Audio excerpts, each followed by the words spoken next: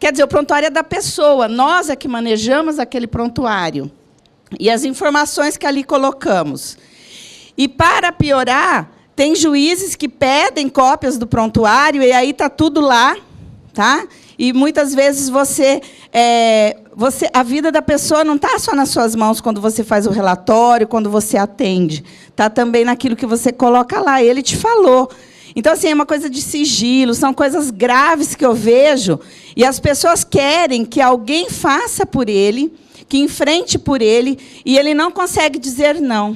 Por que eu estou falando isso? Talvez eu misturei um pouco. Mas, assim, porque os profissionais dizem, olha, professora, como que a gente vai falar não?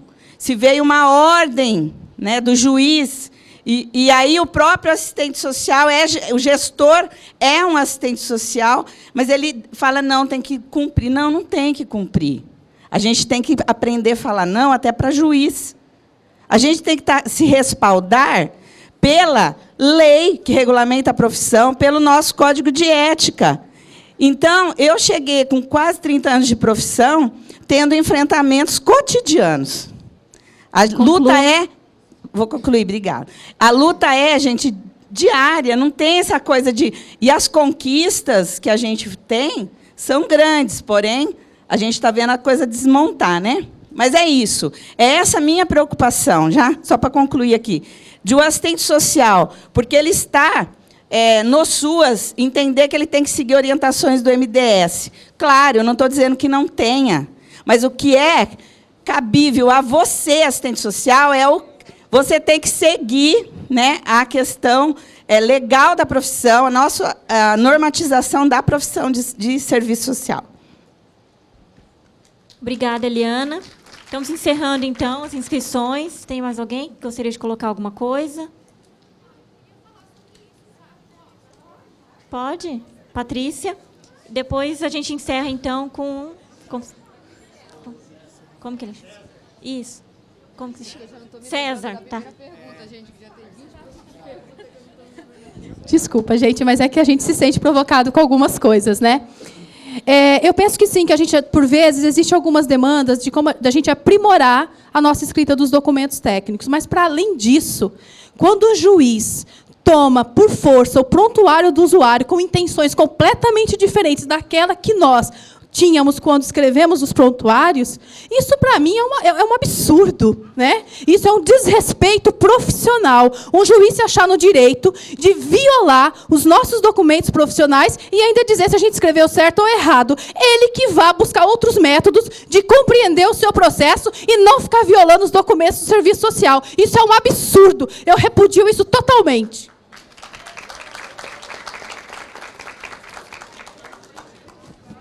César.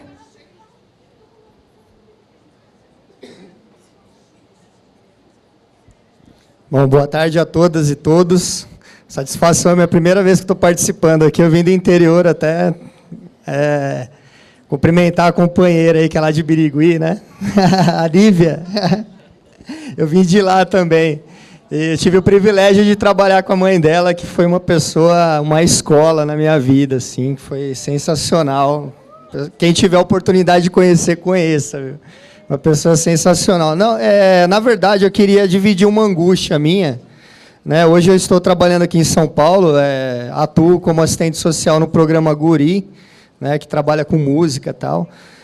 Programa bem conhecido. E eu tenho uma angústia assim, na questão da nossa categoria. Assim. Eu tenho algumas críticas também à nossa categoria, né, que às vezes eu compartilho com alguns companheiros e companheiras aí, em alguns momentos que eu tenho a oportunidade, o que eu vejo, e se eu estiver errado, estou aqui também para se desconstruir com isso também, né, eu vejo que muitas vezes a gente cai num engodo de imaginar que a gente participa de um projeto político majoritário, mas a gente não participa, eu não vejo que a gente participa de um projeto político majoritário, por a gente ter uma cultura de negação à política e partidária. Eu sei que é um pouco difícil, né, a gente assumir posições partidárias, Mas, assim, o nosso contexto, a realidade é essa, não tem como negar. Quando você vai para um tabuleiro de um jogo político, existem partidos e existem posições.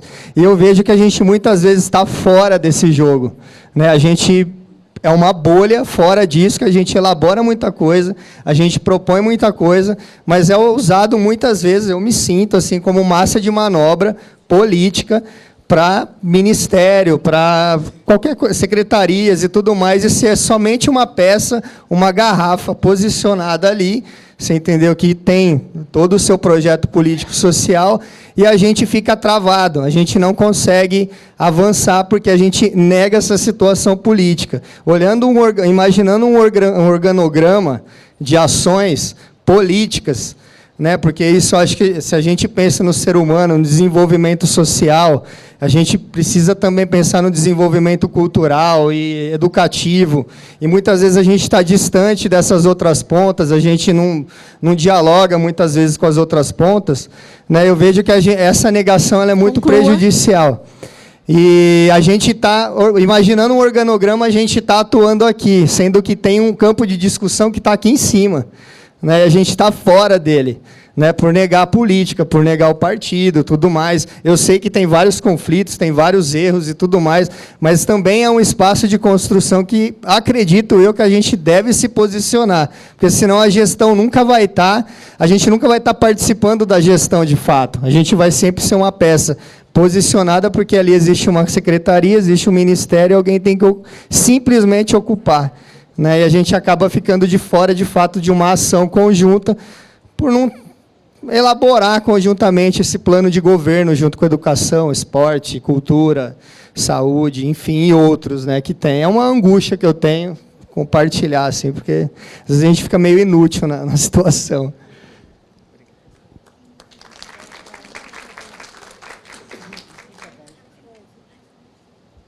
Obrigada, César. Vamos passar a palavra, então, para Késia, né? Késia e Ana Leia. Você quer falar?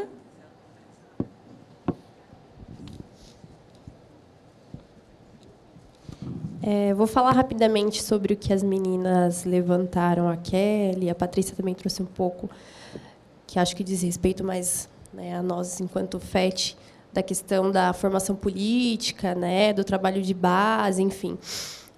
Isso é uma coisa que a gente, enquanto FET, passou a pensar mais fortemente nos últimos tempos, porque a gente fez, né, o planejamento estratégico no começo do ano, e a gente tentou fazer um mapeamento de algumas coisas, né, de com quem o FET fala, enfim, e a gente sabe que isso é um desafio para a gente, né, que a gente ainda tem essa dificuldade de se aproximar dos trabalhadores e de efetivar essas questões voltadas à formação política, né. A gente reconhece que é um desafio grande, que a gente precisa avançar com relação a isso, mas que até no encontro né, que teve na semana passada em Santos, a gente reforçou e discutiu bastante sobre, né, a questão de fazer formação, de fazer oficinas com os trabalhadores, de até, a Kelly trouxe a questão, né, de que táticas, estratégias, de até pensar nas questões de comunicação, né, como recurso para se aproximar, né? A gente tem aí a tecnologia, a gente tem as redes sociais, a gente percebeu que nem isso a gente está usando bem direito para poder se aproximar, e que talvez seja um recurso bom para poder chegar, enfim, uma alternativa também, dentre muitas outras.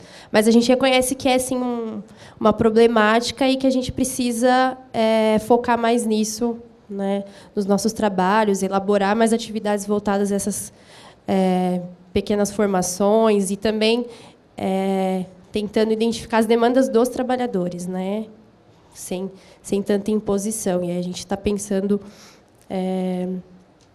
em desenvolver estratégias nesse sentido. Acho que se o Everaldo quiser complementar também alguma coisa, é isso.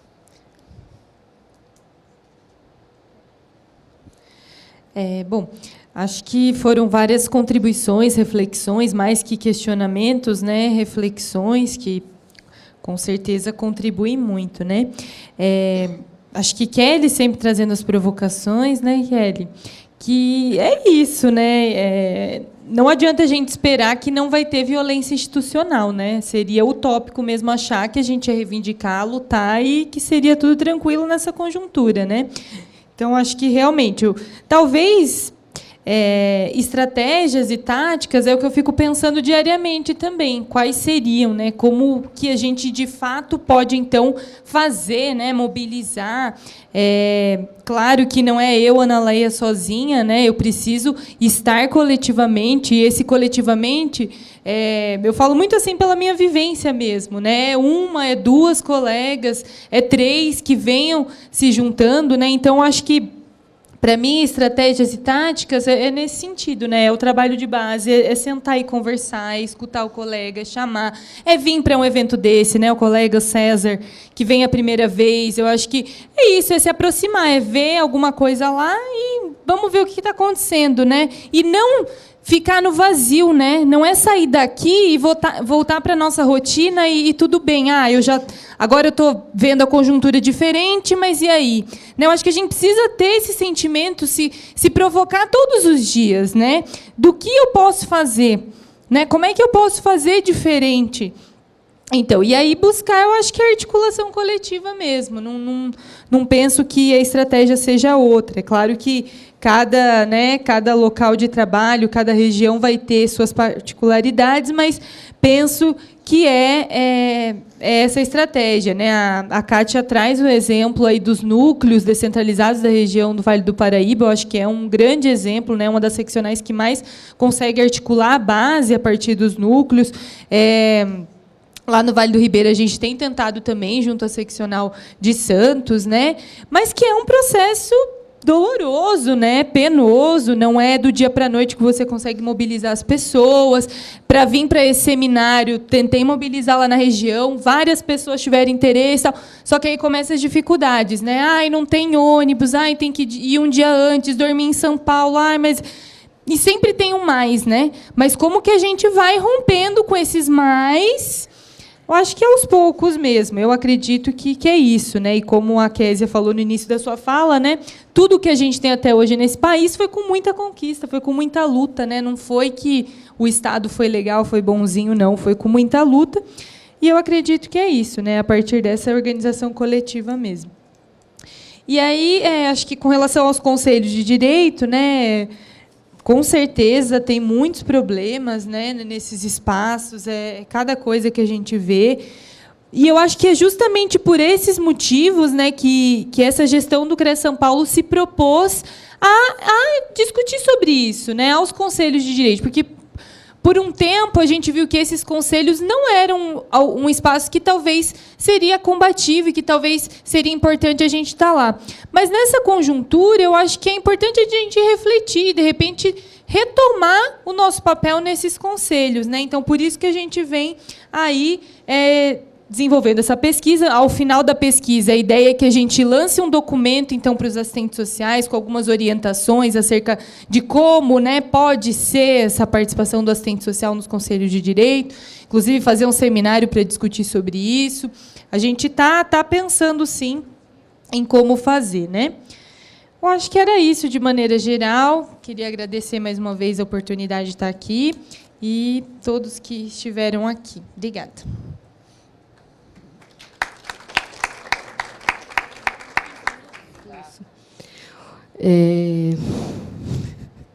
Foram tantas emoções, né?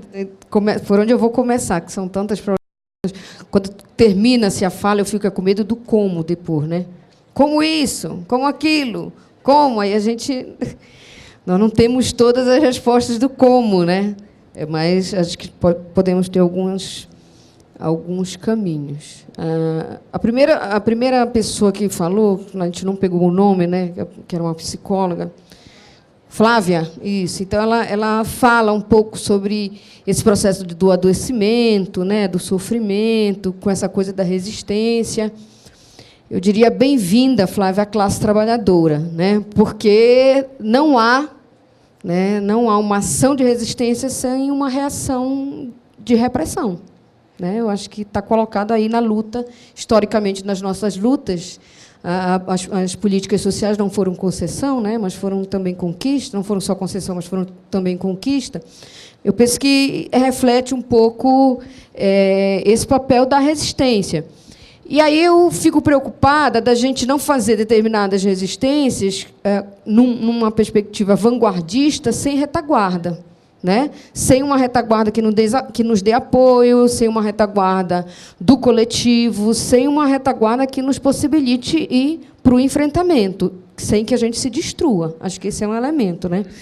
E é o campo do tensionamento, gente. É um campo do tensionamento. Nós estamos nessa sociabilidade esgarçada do capital, né? Então, pensar também... Eu vinha fazendo uma fala dessas lideranças que foram cooptadas, da institucionalização dos movimentos sociais. Eu quero lembrar que a realidade é simbólica. A realidade, ela tem um sentido e um significado para cada um de nós, que vai apreendê-la, que vai ter um grau e um nível de percepção que é diferente. Então, eu preciso ter essa sensibilidade para compreender a metamorfose e a diversificação da classe trabalhadora nos últimos tempos. Senão eu vou dizer, eu sou a favor disso, eu sou contrária a isso, eu acho que está certo isso. E a classe está trazendo, na pletora da luta dela, no germinar dela, outras formas de se organizar, por mais que nós não concordemos, mas eu acho que não podemos nos precipitar e dizer, olha, não, isso aqui não, porque eu concordo que seja dessa forma. A gente mata, né, no germe, ali, no embrião, as possibilidades de rearticulação. Porque a gente não pode perder de vista que a cooptação das lideranças, a cooptação dos movimentos sociais, dos partidos, tem uma nefasta capilarização na consciência da classe. Nós temos que ter a certeza de que nós regredimos no nível de consciência. Senão nós vamos ficar lá na década de 80, 90, e dizendo, é isso, é aquilo, é isso, mas mudou. O movimento do capital, a estruturação produtiva, a terceirização, a privatização, elas fracionaram a classe. A espinha dorsal da classe está quebrada, ou vocês têm dúvida? Religar os laços é um trabalho hercúleo, é um trabalho de formiguinha, é um trabalho de cada um de nós, de cada uma de nós. Então, pensar nessa coisa, né, que a colega fala, desse sofrimento, nós vivemos essa apartação subjetiva, nossa subjetividade está degolada. Né? Então, penso que o desafio nesse processo do sofrimento, que é desesperador, na medida em que ele é isolado e solitário, é reavivar, ressignificar as ações coletivas. Né? Há um desespero quando nós nos entendemos estarmos sozinhos e sozinhas. A solidão é avassaladora, ou não? Fazer uma luta em glória, uma luta solitária, é avassalador para a nossa subjetividade. Então, pensar que é uma necessidade imperiosa a religação dos laços da solidariedade e da coletividade não é uma retórica, é real, sob o ponto da gente ser exterminado enquanto humanidade. Né? Eu queria só chamar a atenção um pouco para isso, para o que a Flávia coloca. Né? A Vanessa faz uma provocação do que são, então, portanto, esses desencontros das ações coletivas, e ela vai indicando alguma coisa da dificuldade de chegar.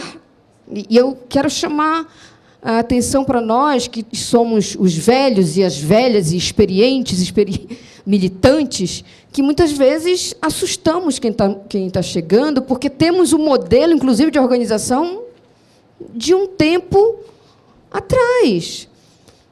Quem dá aula sabe que os estudantes de hoje, porque eu fui estudante, todos nós fomos estudantes, são muito diferentes do que há 5, há 10 anos, há 15 anos, que não tem nenhuma experiência coletiva, que não tem estratégia, que está a fim de ir para a sala de aula e voltar. Eu dou aula numa universidade pública, isso não é diferente de um movimento estudantil que reflete essa consciência imediata. Então, dizer que as coisas estão em movimento e que muita coisa, pela experiência de uma... Não só isso, mas pela experiência de um governo de conciliação de classe, nós estamos hoje em pleno desencontro das nossas ações coletivas. Para fazer uma greve, peguem em 2017, para fazer uma greve, pensem na dificuldade das centrais sindicais se reunirem para pautar um ato unificado. Isso não diz nada? Isso é um sintoma, né, na perspectiva psicanalítica, isso é um sintoma de como essa sociedade está absolutamente adoecida. A mercantilização da vida é um sintoma dessa sociabilidade. Tudo que o capital toca vira mercadoria. A nossa vida é mercadoria. Nós somos mercadoria. Então, pensar na construção desse bloco hegemônico, né, é pensar também, refletir sobre essa nova forma de também reorganizar. Ela chama atenção, tem muita arrogância na militância? Tem machismo também para caramba na militância. Tem homofobia, enfim, tem um conjunto de elementos, de valores dessa sociabilidade, que é resistência, então, estarmos nesse espaço, reoxigenando, porque, senão, vamos ter lideranças. Eu falo isso lá no FNT SUAS. Tem lideranças que elas só mudam de entidade, mas elas estão lá 30, 40, 20 anos já institucionalizadas naquele espaço. Não voltaram nunca mais para a base. E não vão voltar. A velha política, né? A velha forma, muitas vezes cheia de vícios. Então, eu penso que a fala da Vanessa reverbera em cada um de nós que está aqui fazendo com as nossas certezas, né? Nós somos cheios de certezas, cheios de dogmas. E eu falo isso de cadeira, porque eu fui uma pessoa absolutamente dogmática nas minhas experiências, inclusive passadas. E aprendi muito com essa perspectiva de nós temos 2 ouvidos para ouvir o movimento da realidade. E temos uma boca, né? Então, tem alguma coisa que diz que esse movimento de ouvir também é fundamental, né? Dialogando aí com a Patrícia e com a Mauri sobre os espaços, né, de organização por política, eu penso que nós precisamos fazer a mesma coisa que eu falava anteriormente, que é ouvir o que a realidade está nos indicando. Não estou dizendo que a realidade, por si só, seja a essência, né, na sua expressão fenomênica. Mas, se Marx estava certo, se Marx está certo, né, a consciência é moldada na realidade material, ou não? Se Marx está certo, né? O nível dessa consciência, se teve um retrocesso, a forma de organização também. Então, pensar que, por exemplo, numa experiência do Pará, lá que organiza o Sindisuas, os trabalhadores que são 85% lá no município, que tem um histórico de grande projeto, que se organizaram por meio do sindicato, por meio do SUAS, dizer, olha, gente, é o seguinte, a gente acho que vocês têm que se organizar de outra forma, porque a gente não acha que essa forma é uma forma que a gente concorda, nós temos que... Eu até posso achar que é isso, mas eu não posso interferir na organização da classe, de como eles, que estão ali, no dia a dia, no cotidiano, na realidade, como eles buscaram formas de se reorganizar e de enfrentar. Queiramos ou não, eles estão lá para o enfrentamento da gestão. Eles batem na gestão. E aí eu vou dizer, não, gente, então, vamos mudar isso. A gente tem que, não é esse o modelo que a gente quer organizar. Nós estamos tentando nos organizar. Eu acho que essas coisas que pululam da realidade, antes da gente dizer que elas estão certas ou erradas, que eu acho que é muito determinismo, eu acho que a gente precisa entender o movimento do real. Aprender a realidade como síntese das múltiplas determinações. Senão, eu penso que a gente vai cometer o mesmo equívoco das velhas militâncias. Vamos ser vanguarda sem retaguarda. Vamos estar falando sozinhos e sozinhas, né? E a massa vai estar como está hoje. Nós estamos atordoados, né? Estamos sofrendo golpes e golpes, o que nos impede dos 600 mil trabalhadores não irem para as ruas da assistência, não irem para as ruas, os milhões de usuários. Não está dado, né? Não é cartesiano, não é tão simples assim. Então, aí eu pergunto, qual o nível de consciência desses e dessas trabalhadoras atualmente? Tenho que perguntar. Porque é pelo nível de consciência imediata que eu vou ter esse primeiro contato, essa aproximação. Né? Se eu não conseguir ter essa sensibilidade, eu vou chegar lá, eu vou pegar o microfone, eu vou falar, e as pessoas vão voltar para os seus trabalhos e isso não vai alterar a vida delas. Tivemos regressão no nível de consciência? Tivemos, e aí não vamos considerar isso? Não vamos ter que voltar lá naquilo que... Vamos voltar ao trabalho de base? O que é voltar ao trabalho de base? É voltar ao que a gente fez lá anteriormente. Né? Então, regredimos. É importante que a gente perceba que nós regredimos no nível de consciência. Nós estamos aqui e a gente perguntou quantos estão em alguma forma de organização coletiva? Quase nenhum de nós. Então, imagine quem está no nível fundamental, imagine os usuários, imagine... Para a gente perceber as dificuldades hoje que se impõem para se organizar. Então, se os trabalhadores e trabalhadoras encontraram, por meio das políticas, alguma forma de se organizar, eu acho que a gente tem que ser sensível para ouvi-las.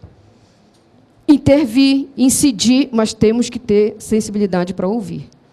Né? Então, acho que esse é... Pensando um pouco nesse contexto. Né? O que responde hoje o nível da consciência e como isso atua nas subjetividades? Acho que a gente tem que perguntar isso para nós mesmos. O que nos leva a nos mover e a nos movimentar? E o que nos leva a nos mover? Tem um grau de insatisfação que possibilita, então, uma ação, aquilo que a Ana falava, uma ação, né? A gente já constatou a dificuldade, já constatou a insatisfação, e ela se transforma, ela é força propulsora para a ação? Isso nós temos que pensar. Então, um pouco dialogando com o que vocês colocaram.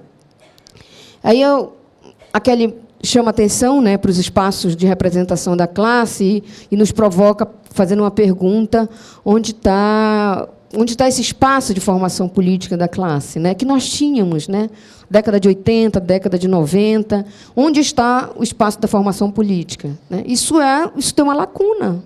Isso tem uma lacuna.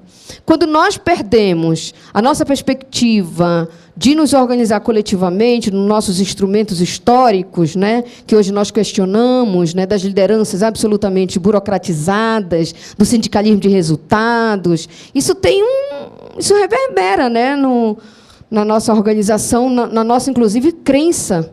Né? Eu acho que tem um elemento do que a gente hoje acredita das experiências de traição que nós tivemos.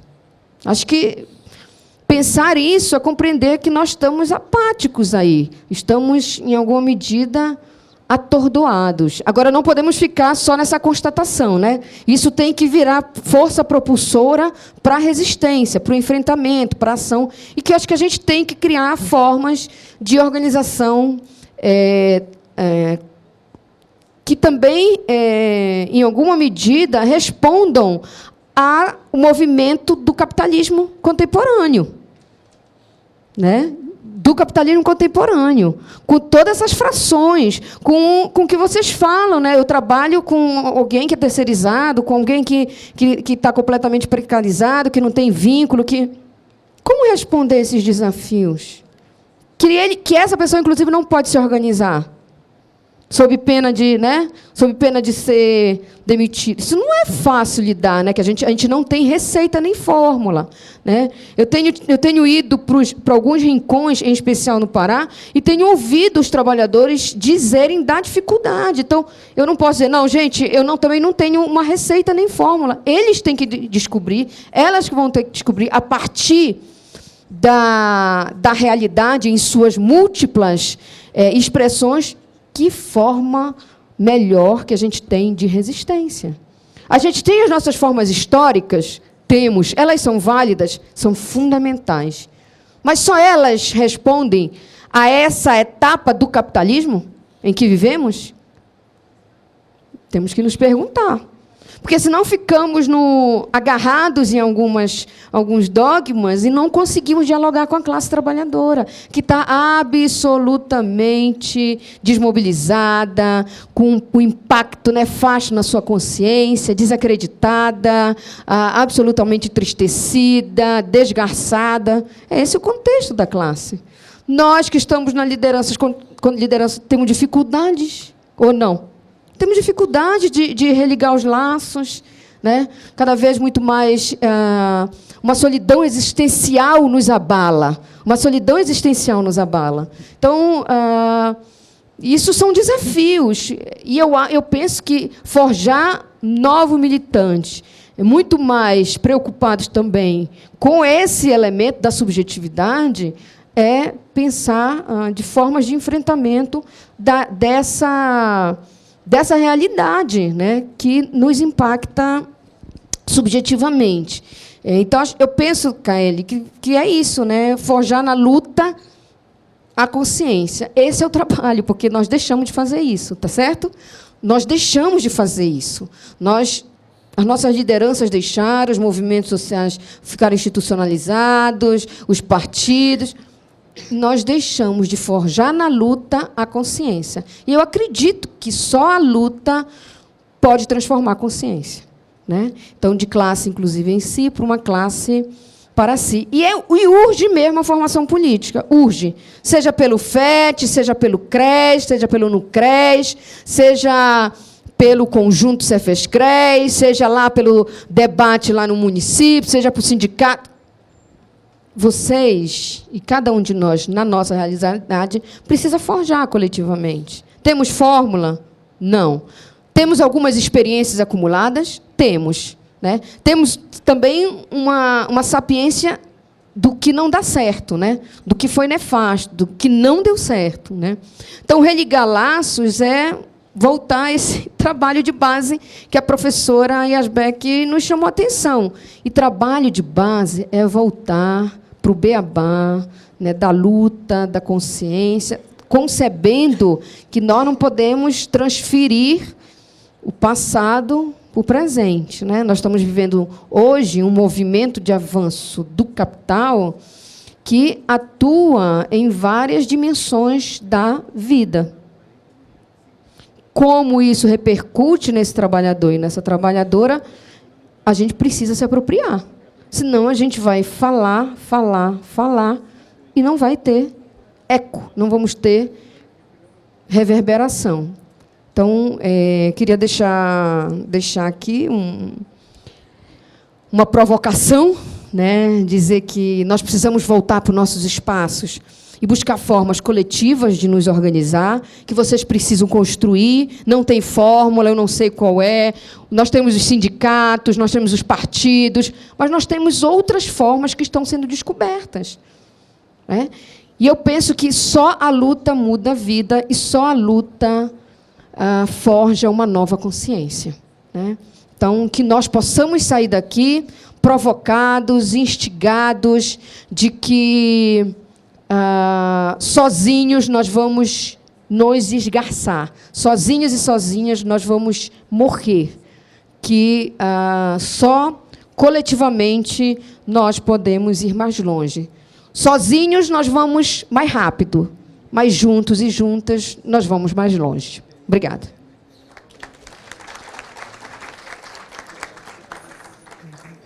Então, agradecer, né, a Késia, né, a Ana, a Dani, a Nívia, né, pela tarde de debates e de reflexões, né, as provocações, e eu acho que é isso, né, é nessa caminhada que a gente vai se construindo, né? Nada está pronto, né? O meu caminho eu faço caminhando, né? E a gente precisa se encontrar para poder começar a se organizar, né? Aquilo que às vezes a gente pensa organizar a classe trabalhadora é algo assim, né? Então, assim, mas é a partir de se encontrar, né, do tete a tete, né, que a gente vai encontrar essas formas, né, a partir do acúmulo histórico, né, que nós temos. Então, a mesa está desfeita, agradecemos, né, a todas.